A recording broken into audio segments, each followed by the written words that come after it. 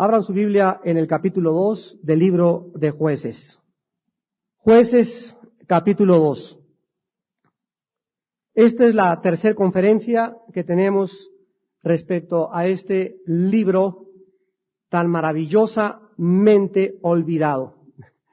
Un libro que la mayor parte de los cristianos al leerlo, igual que Ezequiel o otros libros bastante dificultosos de las Sagradas Escrituras, es difícil poder discernir el mensaje, pero más que cualquier otra cosa, el poder extraer de las páginas de estos libros tan dificultosos para la mente natural y para la mente no entrenada ni madura espiritualmente, mensajes que puedan ser prácticos y que podamos actualizarnos a nuestra vida del siglo XX. Toda palabra de Dios, dice 2 Timoteo 3:16, es inspirada por Dios.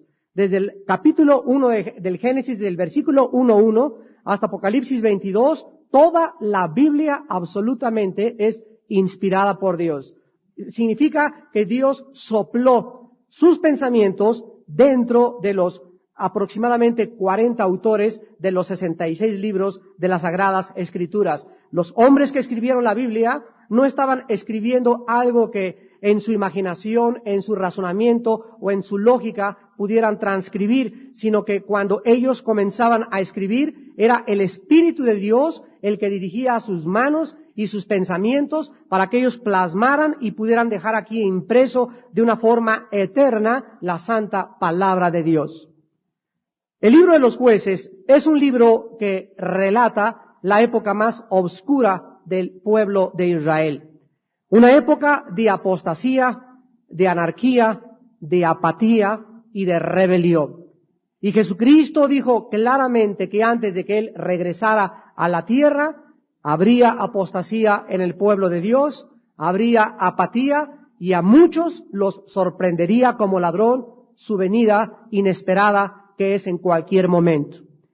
El libro de los Jueces no solamente nos relata los ciclos o las fases de la apostasía, rebelión de Israel, sino que el libro de los Jueces nos relata ahora en la actualidad y ahora que estamos nosotros comenzando a penetrar de una forma eficaz en la guerra espiritual, el libro de los Jueces tiene una revelación increíble en cuanto a la estrategia y las tácticas, primera y segunda de Samuel, números, etcétera, etcétera. Son libros, juntamente con los reyes también, son libros que relatan guerras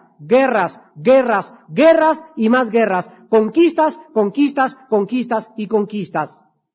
Y cuando nosotros en el Nuevo Testamento analizamos y estudiamos esto, nos preguntamos, ¿qué es lo que Dios nos trata de enseñar?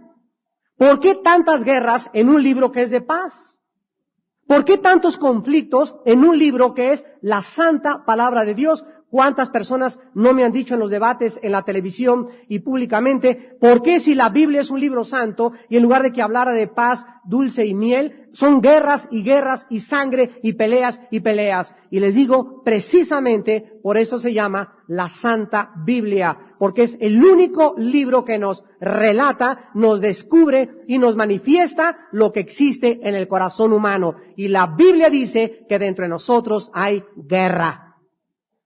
El hombre no está en paz consigo mismo. Al no estar en paz consigo mismo, no puede estar en paz con sus semejantes tampoco.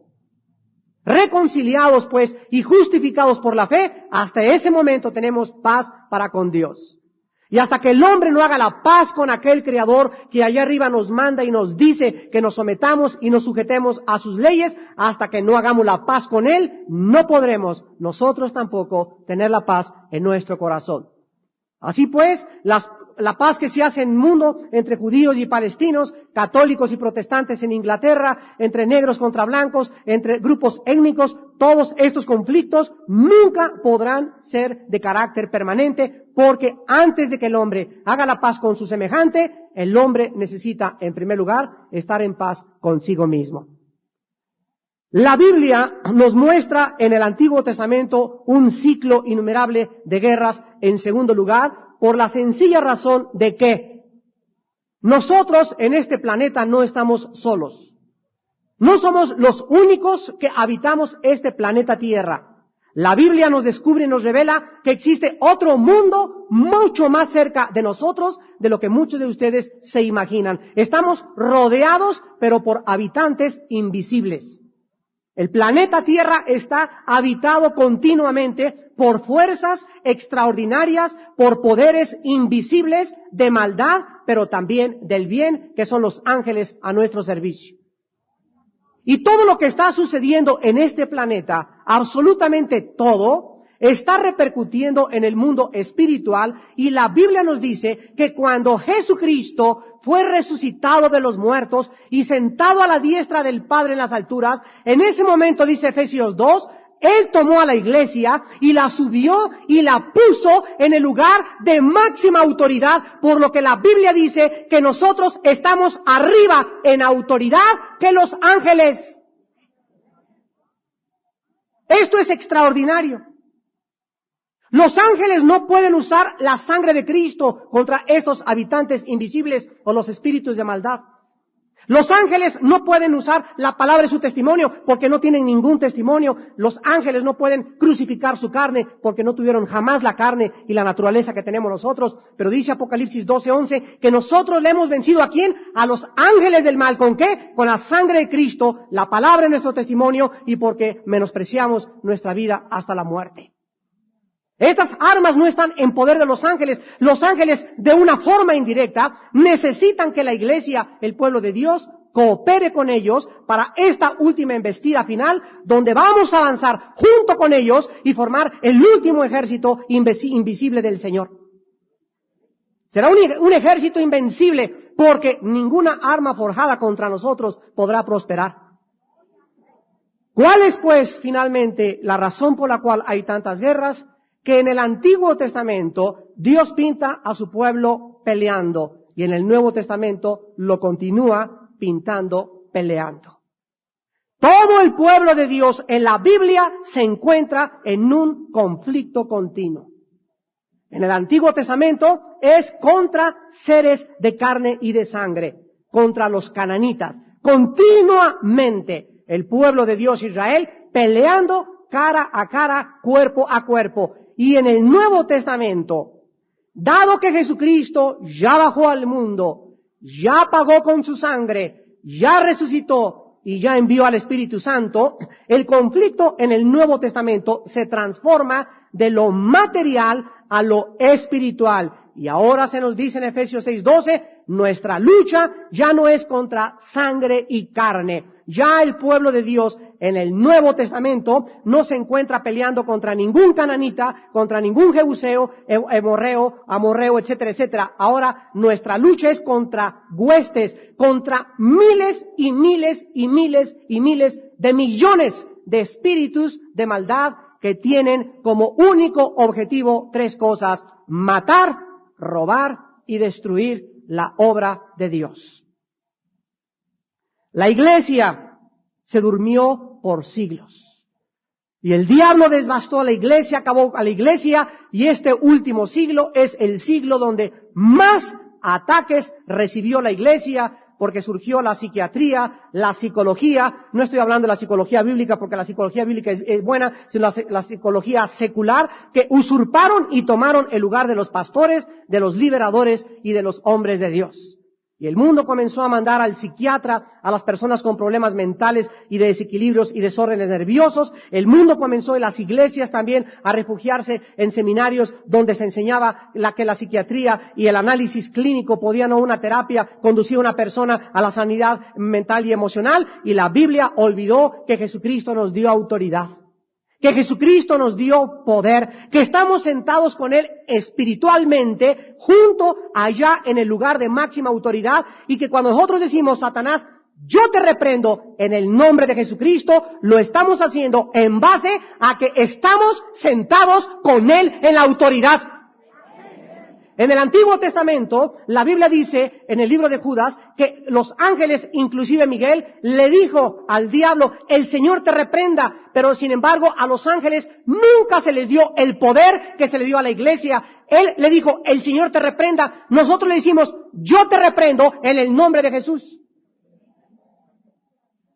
Y esto es lo que nos narra el libro de los Jueces. las guerras en contra de todos los enemigos de Israel, que otra vez, de una forma figurada, tienen su tipo en la lucha espiritual que nosotros tenemos, y encontramos nosotros en el primer capítulo que estudiamos el domingo pasado, que el fracaso de Israel fue una victoria incompleta, porque no arrojaron de Canaán a los cananitas. Al entrar a Canaán, comenzaron a transigir con ellos, les comenzaron a decir, bueno, es mejor que les cobremos tributo y que nos paguen y que nos limpien el agua, etcétera, etcétera, y que nos repartan el periódico y los dejamos acá. La orden de Dios fue, extermínenlos. Y la orden de Dios en el Nuevo Testamento es, Colosenses 3:5, hagan morir lo terrenal. La Biblia no dice, apapachen y pónganle curitas a la carne. La Biblia dice que si no tratamos con nuestros enemigos internos, si no crucificamos verdaderamente nuestra carne, nuestra antigua naturaleza, siempre viviremos amenazados de caer en cualquier momento. Hagan morir lo terrenal en ustedes. A la carne se le tiene que hacer morir. Y morir es matarla, meterle en un ataúd, ponerle clavos y mantenerla ahí, porque en el momento en que se deja vigilar, resucita otra vez. La carne es totalmente corruptible e irregenerable. Jamás la carne podrá ser transformada mientras vivamos en este cuerpo. Hasta que nosotros muramos y se nos entregue un cuerpo resucitado y glorificado, podremos comenzar otra vez a vivir sin el problema de este mal que habita en cada uno de nosotros. Israel no sacó a los cananeos. Israel comenzó a permitir que ellos habitaran en la tierra de Canaán, y lo mismo pasa cuando tú permites un cigarrito de vez en cuando, una copita de vez en cuando, un video pornográfico allá cada mes, una canita al aire con tu secretaria cada 3 meses. Pecadillos ligerillos, como muchos le llaman. La Biblia dice que cualquier forma de pecado siempre tendrá la tendencia de querer dominarnos. Y después de que tú permites y transigues con ese pecadito que estás apapachando y ahí lo tienes, chica arañota que tienes ahí junto a ti, esa araña va a crecer y te va a morder y te va a envenenar y va a corromper interiormente tu vida espiritual. La Biblia dice que Pablo le dijo a Timoteo, Timoteo, guarda el depósito que hay dentro de ti. Guárdalo, cúbrelo. ¿A qué se refería? A esa virtud, ese poder tan precioso que Dios nos ha entregado y que tenemos dentro de nosotros. Sobre todas las cosas, guarda en su corazón, porque de él mana la vida. Nuestra vida interior tiene que ser cuidada, tiene que ser protegida, tiene que ser alimentada, tiene que ser nutrida, tiene que ser continuamente alimentada para que nosotros podamos tener salud espiritual. Cualquier síntoma que manifieste un desorden nervioso o problema mental es una característica de que tu vida interior está siendo descuidada. Leamos en primer lugar los primeros 5 versículos del capítulo 2 de los Jueces para introducirnos en esta mañana en este capítulo 2. El ángel de Jehová subió de Gilgal a Boquim y dijo, yo os saqué de Egipto y os introduje en la tierra de la cual había jurado a vuestros padres diciendo, no invalidaré jamás mi pacto con vosotros, con tal de que vosotros no hagáis pacto con los moradores de esta tierra, cuyos altares habéis de derribar. Mas vosotros no habéis atendido a mi voz. ¿Por qué habéis hecho esto? Por tanto, yo también digo, no los echaré de delante de vosotros, sino que serán azotes para vuestros costados, y sus dioses os serán tropezadero. Cuando el ángel de Jehová habló estas palabras a todos los hijos de Israel, el pueblo alzó su voz y lloró, y llamaron el nombre de aquel lugar Boquim, y ofrecieron allí sacrificios a Jehová. Hace algunos años tuve el privilegio de escuchar en la televisión a un hombre ruso de nacimiento y de nacionalidad llamado Alejandro Solzhenitsyn. Este hombre era uno de los cristianos más grandes que este siglo ha producido. un intelectual que vivió la revolución bolchevique en 1917 y que vivió la época de las purgas y crímenes de José Stalin y que vivió la época también de Nikita Khrushchev. Y Alejandro Solzhenitsyn era interrogado en todas las universidades porque fue desterrado a Inglaterra y ahí en Londres, en una universidad, él dijo estas palabras y las quiero repetir. Hace casi medio siglo, cuando yo aún era niño, oí a los ancianos en mi país, en mi Rusia natal, dar explicaciones acerca de qué había sucedido con Rusia. Los ancianos me decían cuando era niño, Alejandro, no te olvides, el hombre se ha olvidado de Dios. Esto es lo que ha sucedido. Desde entonces, continúa narrando este escritor, he pasado mi vida escribiendo acerca de la historia de nuestra revolución. Y en este proceso he leído cientos de libros, he oído cientos de testimonios, he escrito muchos volúmenes para explicar cómo puede un país como Rusia y como Alemania haber caído en lo que cayeron, siendo que somos personas altamente educadas y con coeficientes intelectuales muy elevados. Pero el resumen y la conclusión de toda mi vida del por qué 60 millones de rusos fueron absorbidas por la revolución es la siguiente: se olvidaron de Dios. Esto es lo que verdaderamente ha sucedido. Hermanos en Jesucristo, todos nuestros problemas siempre tendrán la misma raíz. Olvídate de Dios y todo en tu vida se volverá un caos. Olvidémonos de Dios, saquemos a Dios de nuestro país, saquemos a Dios de nuestra adoración, dejemos de reunirnos y no existirá más que la apatía, la anarquía y la apostasía finalmente. Y Dios, dice la Biblia, le recrimina y le demanda a sus hijos que no nos olvidemos de Él. La misma explicación para los grandes desastres que azotaron a Israel durante esta época se puede dar y se puede concluir. ¿Cuál es la razón? ¿Cuál es el núcleo? ¿Cuál fue el problema por el cual cayó en tantas tinieblas y en tanta oscuridad la nación de Israel? Repetimos otra vez, la nación se olvidó de Dios. En estos primeros 5 versículos vemos nosotros en el versículo 1 cómo Dios, en medio de tantas tinieblas, en medio del pecado en que su pueblo estaba viviendo, se manifiesta de una forma visible y se denomina la frase como el ángel de Jehová. El ángel del Señor es una manifestación visible de Dios. Esto se llama una teofanía en el Antiguo Testamento. Y encontramos muchos lugares donde Dios, de una forma visible, se aparece en forma casi humana a las personas con las cuales Él tenía que entregarles un mensaje. Otras veces Él mandaba a otro ángel. Otras veces tenemos la manifestación de Jesucristo de una forma maravillosa, manifestándose también como el ángel de Jehová. Pero dice la Biblia que el ángel del Señor subió de Gilgal. Gilgal era el lugar donde Israel había acampado cerca de Jericó antes de avanzar a Canaán. Y aquí de una forma geográfica se nos dice que ellos se acercaron y es increíble que entre Jericó, que fue la victoria, y las demás conquistas de Josué, ellos llegaron hasta Boquim. La palabra Boquim en el hebreo significa el lugar del lloro, lugar de las lamentaciones. Y no es coincidencia que donde Dios se les haya aparecido haya sido en Boquim, en el momento en que se encontraban desesperados. ¿Cuántos de ustedes en esta mañana, no levanten la mano, se encuentran en este momento desesperados, confundidos? Muchos de ustedes están inclusive preguntándose, no sé qué hacer.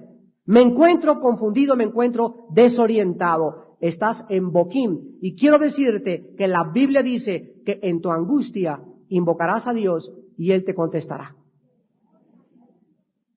Si muchos de ustedes se encuentran en la posición en la que Israel se encontraba en Boquim, en el lugar de los lamentos, dice la Biblia que la necesidad del hombre es la oportunidad de Dios. Y es precisamente en los momentos más difíciles de nuestra vida cuando Dios quiere hacerse más manifiesto y más real en nuestro propio corazón. Y tú puedes en esta mañana, al igual que Israel, invocar a Dios y no importa lo que hayas hecho, la sangre de Cristo nos limpia de todo pecado. El ángel del Señor se apareció de una forma corporal y visible también a Abraham en Génesis capítulo 18. A Josué en el capítulo 5 como el príncipe de los ejércitos de Jehová.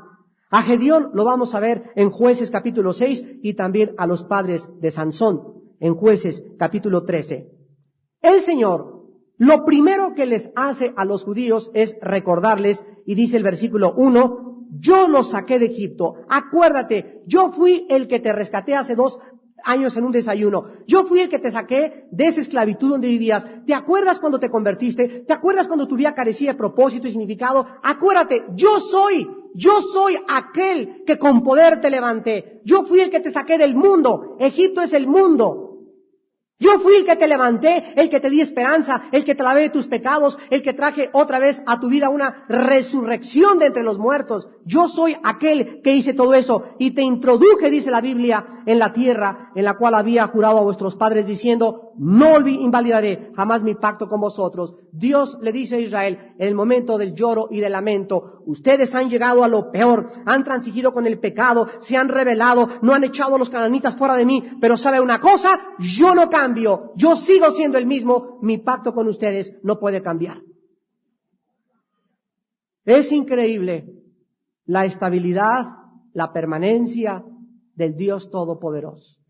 ¿Sabían ustedes que en el pacto en el cual nosotros nos encontramos en el Nuevo Testamento, que se llama en Hebreos 8, el pacto de sangre, es un pacto incondicional por lo cual no podemos perder la salvación? Cuando me encuentro yo, hermanos míos, cristianos queridos y sinceros, Armando, la salvación se puede perder en el momento que alguien pueda demostrarlo teológicamente. Es verdad que existen versículos que parecería enseñar que se pierde, pero si estudiamos el pacto de sangre y lo que es la gracia de Dios, vamos a encontrar que por estar en un pacto incondicional, dice Timoteo que aunque seamos infieles, Él sigue siendo fiel. Y como la salvación no se puede perder, Dios disciplina a sus hijos. Y Dios, y al igual que Israel, los disciplinó. El pacto no lo puede invalidar nuestras obras, porque es un pacto de sangre, es un pacto sellado, donde la cláusula dice, aunque nosotros somos infieles, Él sigue siendo fiel, pero si insistimos en pecar y en rebelarnos en contra de Él, Él nos puede llevar a casa prematuramente. Como se llevó a los corintios y como se llevó a otras personas y cristianos de ejemplo en el Nuevo Testamento.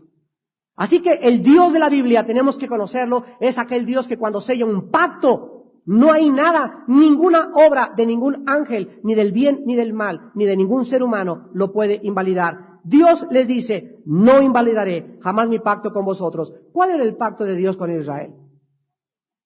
¿A qué pacto se refiere aquí cuando les dice, a pesar de todo lo que han hecho, yo sigo siendo fiel a ustedes? Es el pacto abrámico. Aquí todavía no había sido entregado aquello que Israel necesitaba oír de Dios. Y en el pacto abrámico era que Dios introduciría a la nación descendiente de Abraham a la tierra donde fluye la leche y la miel. Y a pesar de los pecados y de todo, la primera generación que salió de Egipto se quedó en el desierto. La segunda generación hizo algunas conquistas y aquí nos encontramos con los nietos. Aquí en Jueces están los nietos de los que salieron de Egipto, o sea, la tercera generación. Y la primera generación se quedó en el desierto. La segunda hicieron algunas conquistas y la tercera apostató. Vean ustedes el ciclo tan trágico de la nación de Israel y las razones las encontraremos en esta mañana, en este capítulo. El Señor les recuerda su pacto. Y les recuerda el requerimiento que no hicieron ellos y que no cumplieron en el versículo 2. Dice Dios, con tal de que ustedes no hagan pacto con los moradores de esta tierra cuyos altares habéis de derribar. Dios nos salva para que seamos de Él, para que entendamos que le pertenecemos, que somos suyos, que Él nos compró, que nosotros no pudimos nunca jamás habernos acercado a Él si Él no hubiera primeramente tomado la iniciativa en la persona de Jesucristo. Nosotros le amamos porque Él nos amó primero. Y cuando nosotros entramos a la cruz del Calvario, entramos y abrazamos la cruz y somos lavados con esa sangre preciosa, en ese momento, de una forma automática, nosotros somos introducidos en un pacto, en un convenio de sangre, donde dice la Biblia, no me acordaré jamás de tus pecados. Donde dice el Señor, yo seré tu Dios y tú serás mi hijo para siempre. Donde dice el Señor, mi presencia te acompañará todos los días de tu vida. Pero si tú te alejas y te olvidas de mí, quiero decirte, dice el Señor, yo no olvidaré que soy tu Dios, pero te disciplinaré y te demandaré porque mi pacto no puede ser violado. Y el pacto de sangre nos dice las mismas palabras. Romanos 12:2. No se conformen a este mundo. No permitan que el mundo los moldee. Hemos sido sacados del mundo, hemos sido sacados de la filosofía del mundo, de las costumbres del mundo, de las diversiones del mundo, de la forma de ser del mundo. No somos ya del mundo. Somos de Dios para recibir nuevas instrucciones. Ahora, mi programación no me la da Marx, ni me la da la Dianética, ni los gurús. Ahora, mi programación viene toda absolutamente de la Biblia. Ahora, mi forma de conducirme no es la forma de conducirme de Rambo, ni de Elizabeth Taylor, ni de Jackson. La forma de bailar no es la salsa, ni como bailan ahora Madonna. Ahora, Él es nuestro ejemplo, Él es nuestro modelo, Jesucristo.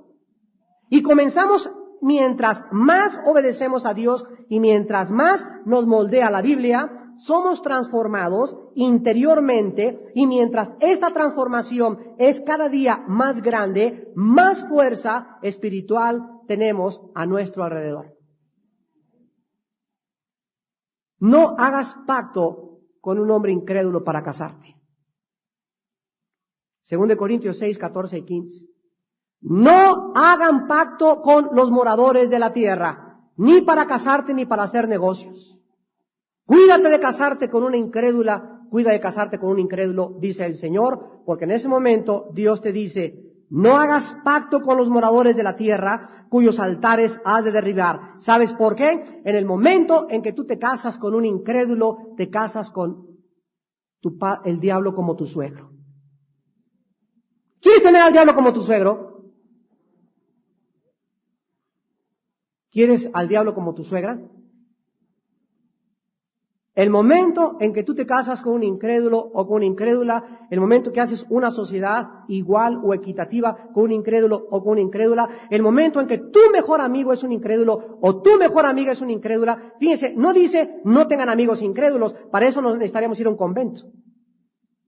En este caso sería necesario huir del mundo. No, Dios sabe que estamos en un mundo. Cristo comió con los pecadores, con las prostitutas, con los borrachos, con la clase más marginada. Pero Jesucristo no hizo tratos con ellos, no se llevaba de a cuartos con ellos, ni tampoco hizo sociedad con ellos, sino que se juntó con ellos para testificarles, no para hacerlos sus compadres. Cuando nosotros nos unimos de una forma constante con un incrédulo, con una incrédula, escuchen, la Biblia dice que el momento en que tú haces eso, en ese momento has entrado a la desobediencia. Escucha el ciclo. En cuanto tú entras a la desobediencia, pierdes la protección de Dios. Al perder la protección de Dios, tu vida interior se debilita.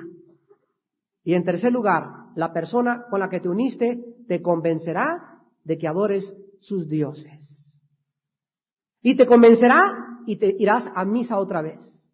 Y hasta madrina de ramos te vas a hacer otra vez. Y hasta una peregrinación vas a ir, y no lo dudo que te veamos algún día en la villa. O con alguna secta, o con algún grupo, o no sé con quién. Pero la Biblia dice que el momento en que nosotros hacemos pacto con los moradores de la tierra, que no son ellos nuestros enemigos, sino los poderes espirituales que operan en ellos, nosotros estamos en desobediencia. Dios nos manda que no hagamos trato con ellos, Dios nos manda derribar sus altares. No vais a hacer, por favor, lo que hizo una hermana.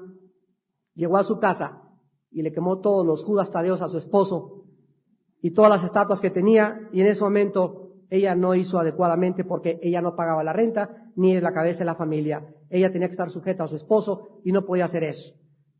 Entonces, tú no puedes llegar y romper las estatuas de tu casa si tú estás casada con un incrédulo. Si tu esposo tiene a San Judas Tadeo en tu casa, tú puedes atar los poderes que actúan en esa estatua y cubrir con tu sangre a tus hijos y cubrirte con tu sangre a ti y no te pueden tocar. Pero si tú estás en tu casa y eres la única jefa y no tienes perro que te ladre, entonces tú debes de comenzar y llegar y las estatuas con figuras, cadenas con figuras, anillos con figuras, cuidado con los anillos con que tiene una serpiente. Anillos con figuras de serpientes, con sagrados corazones de Jesús aquí colgando, con escapularios, todas estas cosas tienen que salir de tu vida y tienen que salir de tu casa. No las guardes en tu casa. Dice Deuteronomio capítulo 7. Vean ustedes, por favor, este versículo que Dios les había dicho ya anteriormente también a los judíos. Deuteronomio 7, 25 y 26. Las esculturas de sus dioses quemarás en el fuego. No codiciarás plata ni oro de ellas para tomarlo para ti, para que no tropieces en ello, pues es abominación a Jehová tu Dios. Deuteronomio 7, 25 y 26. Y no traerás cosa abominable a tu casa, para que no seas anatema. Del todo la aborrecerás y la abominarás, porque es anatema. Un video que traigas a tu casa prohibido es una maldición a tu casa. Escúchame lo que te estoy diciendo. Una revista que metas a tu casa del Playboy es una maldición. Tú llegas a tu casa con tu Playboy ahí escondido aquí atrás del cinturón, así en el saco. Hola, mi vida, ¿cómo estás? ¿Cómo estás? ¿Cómo estás? Y así te entras a tu cuarto. O con el video. Y cuando se van todos, tú lo ves y la sacas. El momento, escuchen esto, el momento en que una persona hace eso, llamada hija de Dios, en ese momento, algo pasa en el mundo invisible, que el cerco que Dios había puesto sobre tu casa se derrumba. Las puertas protectoras donde ángeles poderosos de Dios guardan nuestra salida y nuestra entrada, se van de repente los ángeles. Y tu casa queda como un castillo sin murallas, sin protección, y en ese momento miles de abejas africanas demoníacas entrarán y comenzarán a minar tu casa sin que tú te des cuenta. Dios no puede ser burlado. Sean santos porque yo soy santo, porque lo único que nos guarda del mal es la santidad y la sangre de Jesucristo. Yo les dije, versículo 2, que no hicieran pacto con los moradores de la tierra cuyos altares han de derribar. ¿Ya derribaste tú algún altar en tu corazón? ¿Sigues teniendo a Madonna como tu ídolo? ¿Es un altar? Ya no necesitamos ahorita derribar altares físicos de estatuas. Los altares ahora los traemos dentro de nosotros. ¿Sigues admirando a Michael Jackson? ¿Sigues teniendo en tu casa cassettes y música de rock, de heavy metal y de Michael Jackson y de Madonna? Son altares que están en tu corazón y escúchame, estos altares, estas cosas que no has sacado de tu casa, que están en tu corazón, dice en el versículo 3, por tanto yo también les digo, no los echaré delante de vosotros, sino que serán azotes para vuestros costados y sus dioses les serán tropezadero. Vean ustedes que Dios era el que echaba a los cananitas, no los israelitas. ¿Ya lo observaron? Él era el que peleaba por Israel. Los israelitas no tenían poder ni fuerza militar para pelear con 7 naciones mucho más grandes que ellos. Era Jehová. Era Dios. Nosotros no podemos contra el diablo ni contra sus demonios. Es imposible porque no lo vemos, estamos en desventaja. Si no tenemos al Espíritu Santo guardándonos, guiándonos, discerniendo, dirigiendo nuestra vida, somos inútiles en contra de este ejército tan poderoso. Él es el que pelea por nosotros contra ellos. Él es el que nos ayuda a vencer la carne. Él es el que nos ayuda a vencer el mundo. Separados de Él, nada podremos hacer. Y yo me pregunto sinceramente, hoy en la mañana meditaba en eso, si a muchos cristianos Dios no ha permitido sacarles esos demonios, porque viven en desobediencia. Dice la Biblia, no los echaré delante de ustedes. Cuando nosotros entramos a liberación, tenemos la absoluta confianza de que es el Espíritu Santo el que los echa fuera. Y siempre nos encontramos que cuando no salen o hay problemas de otros más enquistados, es porque la persona tiene un problema que se llama derecho legal. Hay un pecado en su vida no confesado o que no quiere abandonar que impide que este espíritu se someta al nombre de Jesucristo. Y el Espíritu Santo dice, yo no saco eso, porque si lo saco, le vienen 7 peor. Yo lo saco cuando veo quebrantamiento, cuando veo humillación y cuando veo un deseo profundo de una consagración a Dios. Entonces el Espíritu Santo entra y fuera para acá toda inmundicia y esa persona es llenada, bautizada con el Espíritu Santo y se levanta de la liberación para servir a Dios en santidad y en consagración. Dios no echó a los cananitas, sino que dijo, van a ser azotes a vuestros costados. Esto es dolor. Siempre los pecados, los ídolos, las cosas que tenemos en nuestro corazón y en nuestra casa que no hemos sacado, tarde o temprano nos infligirán dolor. Y además vamos a tropezar. ¿Ya lo vieron? Sus dioses serán tropezadero. Hace 2 semanas me habló una hermana Cuernavaca y me dice, Armando, estoy en tal y tal parte. ¿Y qué haces ahí? Le pregunté. Bueno, pues es que tú sabes que mi esposo, ya me acuerdo quién eres. Sí, era incrédulo cuando te casaste con él hace 4 meses, ¿verdad? Una pareja joven de 30 y 25 años de edad. Y me dice, ¿cuánta razón tiene la Biblia? De veras, ¿de dónde crees que vengo ahorita? Pues vengo de una boda religiosa y entré y fui madrina de ramos. Y me hinqué, me paré, hice esto, hice aquello, y estoy tan me siento con tanta culpa. Y le dije, son demonios de tormento. ¿Por qué? Porque estás viviendo en desobediencia, hay altares que no has derrumbado, y esa persona con la que te casaste te ha servido de tropezadero. ¿Cierto o no es cierto? Sigue saliendo con la amiguita con la que estás saliendo, sigue saliendo con el amigo con el que estás saliendo, y va a ser tropezadero para tu vida cristiana, tarde o temprano. Sigue invitando a tu casa a esas amistades, sigue viendo esas películas, sigue haciendo esa clase de negocios, te será por tropezadero y te causará dolor. ¿Para quién es el ay? ¿Para quién es el dolor? Para aquellos que viven en rebelión en contra de Dios. Dice más adelante, en el versículo 5, y llamaron el nombre de aquel lugar Boquim y ofrecieron allí sacrificio a Jehová. Quiero que ustedes, a la luz de 2 Corintios 7, vayamos a 2 Corintios 7, vean que este arrepentimiento de Israel, porque dice que lloraron y dice que hicieron sacrificios, estos sacrificios y este arrepentimiento de Israel no fue genuino. Y nosotros tenemos que aprender a distinguir entre remordimiento y arrepentimiento. Y es tan difícil poder discernir la línea que separa el remordimiento del arrepentimiento. Sin embargo, en la segunda carta a los Corintios, el apóstol Pablo en el capítulo 7 nos delinea claramente y nos hace la separación entre remordimiento y arrepentimiento. Dice el versículo 9 y el versículo 10. Ahora me gozo, no porque hayáis sido contristados, sino porque fuisteis contristados para arrepentimiento, porque habéis sido contristados según Dios, para que ninguna pérdida padecieseis por nuestra parte. Porque la tristeza que es según Dios produce arrepentimiento para salvación, de que no hay que arrepentirse. Pero la tristeza del mundo produce muerte. Vean ustedes 2 estados emocionales totalmente diferentes.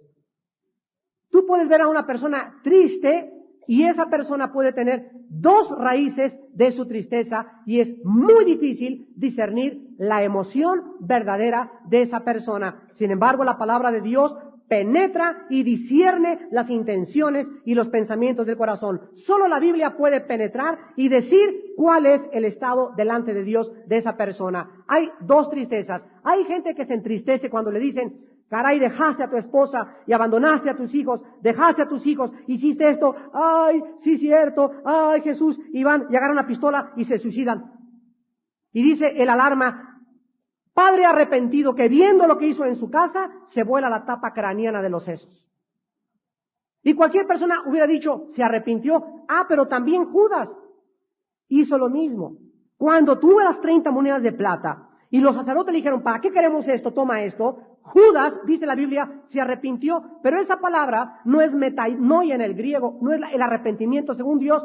Judas se entristeció porque realmente estuvo convencido de que Jesucristo era un hombre justo. Pero si Judas hubiera sido entristecido según Dios, no según su corazón perverso y engañoso, sino según Dios, no se hubiera quitado la vida.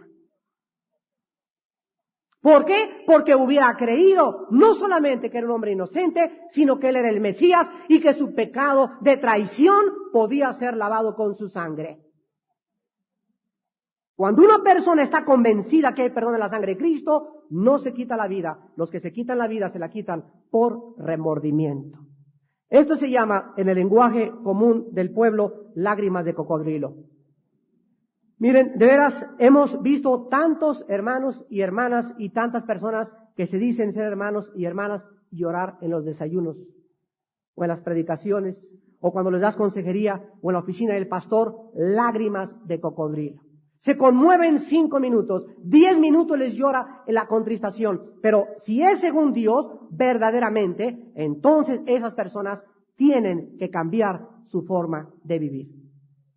Es la persona que se voltea y le dice, Padre, he pecado contra el cielo y contra ti, ya no soy digno que me llames mi hijo, pero yo creo que la sangre de Cristo me limpia y ahora tomo estas actitudes y estas decisiones para ya no hacer esto, ni aquello, y comienzo a dirigir mi vida en sentido contrario a la vida en la que yo llevaba. Y estoy totalmente convencido que Dios es poderoso para levantarme, restaurarme, su misericordia es hasta los cielos, porque Él es lento para la ira, pero grande en misericordia de aquellos que se vuelven a Él con todo su corazón. La Biblia nos muestra, pues regresamos a Jueces, que este pueblo tuvo lágrimas de cocodrilo, porque más adelante lo vamos a ver su indiferencia espiritual. Versículos del 6 al 10, Jueces 2. El versículo del 6 al 10 se nos da como una introducción del desarrollo que más adelante vivió el pueblo de Israel. Y se hace una revisión, o se nos provee de una revisión breve de los días de Josué y de la transición que existió entre la segunda y la tercera generación. Y dice así, porque ya Josué había despedido al pueblo, y los hijos de Israel se habían ido cada uno a su heredad para poseerla, y el pueblo había servido a Jehová todo el tiempo de Josué, y todo el tiempo de los ancianos que sobrevivieron a Josué, los cuales habían visto todas las grandes obras de Jehová que él había hecho por Israel. Pero murió Josué, hijo de Nun, siervo de Jehová, siendo de 110 años. Y lo sepultaron en su heredad en Timat Sera, en el monte de Efraín, al norte del monte de Gaz. Y toda aquella generación también fue reunida a sus padres. Qué cosa más preciosa. Me detengo aquí porque la Biblia dice que todas las personas que mueren son reunidas con sus padres. No dice, y se evaporaron por los siglos de los siglos. Y ya no se supo más de ellas. La Biblia dice que siguen viviendo los muertos. Los muertos del Antiguo Testamento, todos fueron reunidos, y cada vez que se muere un hombre de Dios, dice, y fue reunido con sus padres. ¿Quiénes son sus padres? Abraham, Isaac y Jacob. Dios dijo que Él no era Dios de muertos. Cuando Él dijo, yo soy Dios de Abraham, de Isaac y de Jacob, Dios no está diciendo que están vivos. Porque no puede ser Dios y decir, yo soy Dios de Abraham, si Abraham está muerto. Si Él dice, yo soy de Abraham, y Dios es el que es, el yo soy, es el Dios de los vivos. Y en Él tenemos totalmente garantizada nuestra permanencia eterna y nuestra existencia por los siglos de los siglos. Todos padres. Y ahí están vivos todavía, y estaban vivos antes de la muerte de Cristo. Ahorita ya sabemos que después de la muerte de Cristo han sido trasladados al tercer cielo junto al Señor. Y se levantó después de ellos otra generación que no conocía a Jehová ni la obra que él había hecho por Israel. Aquí encontramos que Israel había sido fiel en los tiempos de Josué. Pero la generación que salió de Egipto, viendo las plagas, el mar rojo y la provisión milagrosa en el desierto, ante el despliegue milagroso de Dios, se quedó postrada en el desierto. Pero surgió una nueva generación porque Moisés murió, y así se inicia el libro de Josué. Habiendo muerto Moisés, surge un nuevo líder, el nuevo general del ejército de Dios, llamado Josué, que significa salvación, que es la palabra Yoshua, o Jesús también en el griego y en el latín. Y este Josué hace que los hijos de los que salieron de Egipto sean introducidos a Canaán y tengan una conquista. Esta generación murió también, muere Josué, los líderes de Josué siguen siendo fieles, pero muere la generación, o sea, la segunda de los que salieron de Egipto, y la tercera generación, que es la que nosotros estamos enfrentando y analizando, es la generación que se olvida de Dios. Aquí hay una pregunta que todos necesitamos hacer honestamente. ¿Realmente los padres siempre seremos culpables por los hijos rebeldes? ¿Hasta dónde podemos nosotros vivir con culpa, atormentados de tener un hijo rebelde o una hija rebelde? ¿Y hasta dónde, de una forma honesta, delante de Dios podemos vivir? Vamos a ver en este capítulo que no fue la culpa de la segunda generación, porque la Biblia dice que Josué y los ancianos que sobrevivieron sirvieron a Jehová. Al servir a Jehová, estás sirviendo también a tu casa. Josué dijo, yo y mi casa serviremos a Jehová. Entonces, ¿por qué los nietos fueron rebeldes y apáticos? ¿Y por qué encontramos hijos rebeldes y perversos de padres santos? Y encontramos hijos santos de padres degenerados. ¿No es verdad? Veamos el libro de Ezequiel capítulo 18 para que la Biblia nos arroje un poco de luz al respecto y podamos medir la diferencia y tener una conciencia tranquila cuando hemos hecho la voluntad de Dios. O sea, hay un momento donde ya no se puede hacer nada por los hijos más que orar y esperar en Dios. Dice Ezequiel 18, versículos del 5 al 17.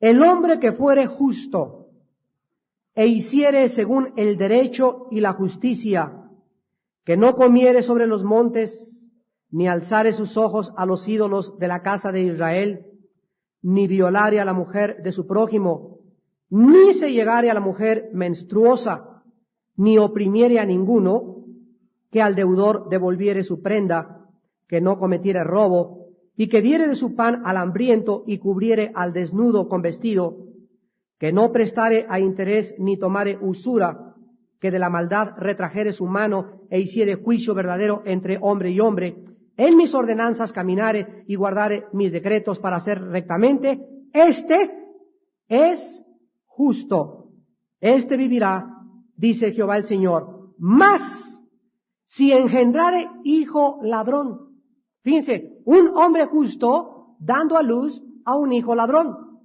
derramador de sangre, o que haga alguna cosa de estas, y que no haga las otras, sino que comiere sobre los montes, violare a la mujer de su prójimo, al pobre y al menesteroso oprimiere, cometiere robos, no devolviere la prenda, o alzare sus ojos a los ídolos e hiciera abominación, prestare interés y tomar usura, ¿vivirá éste? No vivirá. Todas estas abominaciones hizo, de cierto morirá, su sangre será sobre él.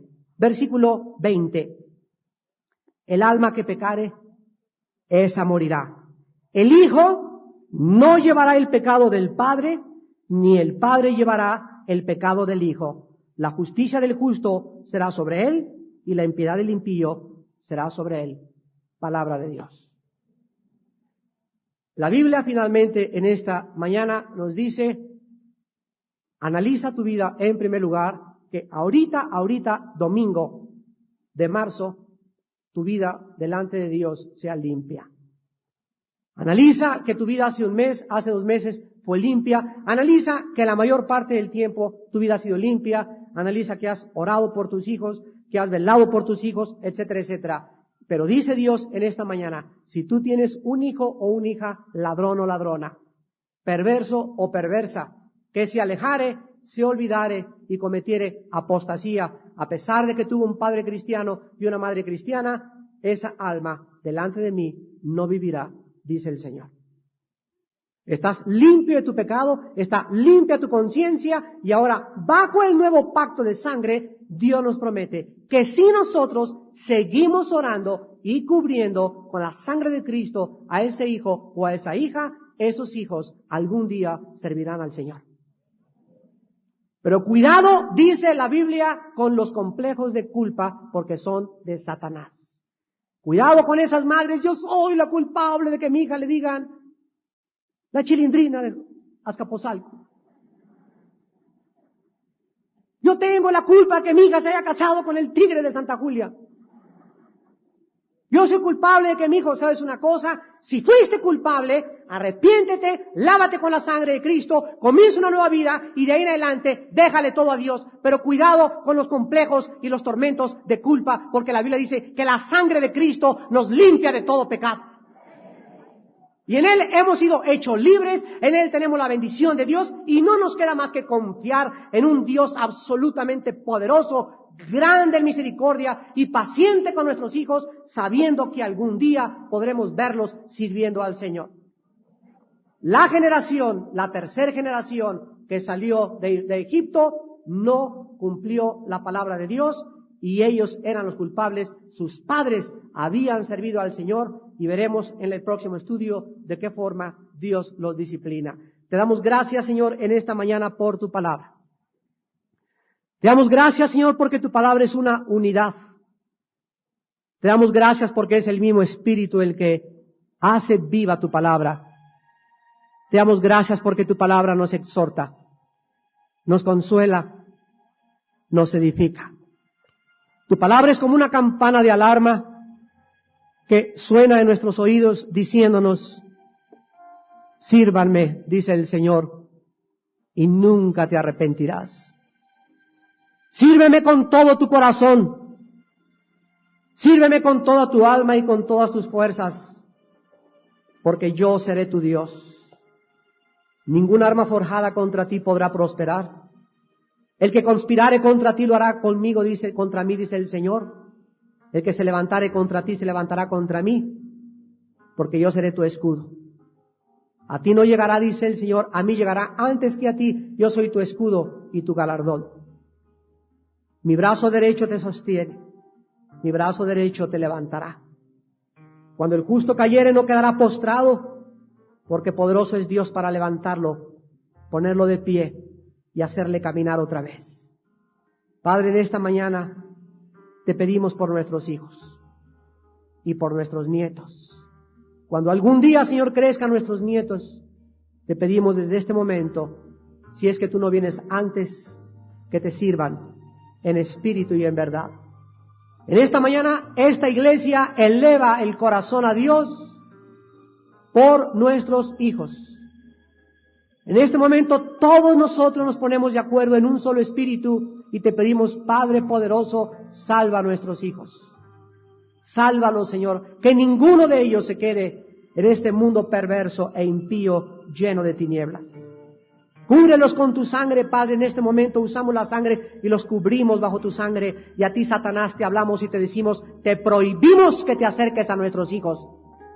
Te prohibimos, Satanás, que pongas tus manos, quita tus manos de nuestros hijos. Son nuestra herencia. Bendición de Jehová son los hijos. Cosa de estima el fruto del vientre. Y ellos están bajo la sangre del pacto de Jesús. Jesús Nazareno, el Hijo de Dios. Señor, guárdanos, protégenos, danos sabiduría y sana a estos padres en esta mañana, Señor, heridos por la vida de sus hijos, lastimados y entristecidos, porque nos parte el alma ver a un hijo apartado de ti. Sánalos en esta mañana, Señor. Consuélalos. Dales paciencia y luz y esperanza de que serán salvos, de que no desmayen, porque con la fe y la paciencia alcanzaremos todas las promesas. Te bendecimos, Padre. Recibimos de ti en este momento esta bendición de ver a nuestros hijos servirte muy pronto en espíritu y en verdad, para tu gloria, Padre, para la gloria de tu santo Hijo Jesús y para el poder y la gracia ministradora del Espíritu de Dios, en el nombre de Cristo. Amén.